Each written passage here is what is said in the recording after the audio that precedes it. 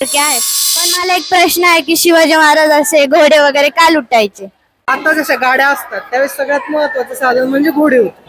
म्हणजे कुठेही जायचं असेल, कुठेही जोरात जाऊन गनिमिकावर युद्धतंत्र वापरायचं असेल, शत्रूला नामोहराम करायचं असेल तर घोडे गरजेचे आहेत. म्हणून आता महाराजांचं घोड्यांवरती प्रचंड प्रेम. जसं श्रीकृष्णाचं घोड्यांवरती प्रेम तसंच महाराज दररोज पागेत जाऊन एक श्लोक म्हणायचे, यस्य अश्वात तस्य राज्यम, यस्य अश्वात तस्य मेदिनी. ज्याच्याकडे अश्व आहेत त्याच्याकडे राज्य, ज्याच्याकडे अश्व आहेत त्याच्याकडे मेदिनी, ज्याच्याकडे अश्व आहेत त्याच्यामध्ये सौख्य.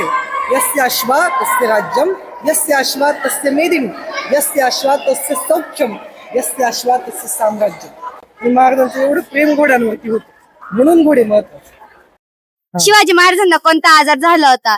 अँथ्रॉक्स नावाचा एक आजार असतो, ज्याच्यामध्ये कसं असतं घोड्यांच्या सहवासात आली किंवा मग एखाद्या प्राण्याच्या सहवासात आली तर त्याच्यामुळं त्याचे जे जंतू असतात ते अन्नामध्ये मिसळले जातात आणि त्यामधून शिवाजी महाराजांना तो आजार झाला होता, ज्याच्यामुळं जे स्मॉल इंटेस्टाईन असतं आपलं त्याच्यामध्ये पूर्ण प्रकारे ते खराब होतं.